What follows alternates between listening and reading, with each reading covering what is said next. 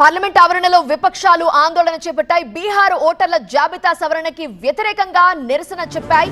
ఈ సవరణను ఆపాలంటూ విపక్షాలు డిమాండ్ చేస్తున్నాయి. ఓటర్ల జాబితా సవరణపై పార్లమెంట్ లో చర్చించాలని పట్టుబడుతున్నాయి. ఈ నేపథ్యంలోనే పార్లమెంట్ ఆవరణలో విపక్షాలు ఆందోళనకు దిగిన దృశ్యాలు మనం చూస్తున్నాం.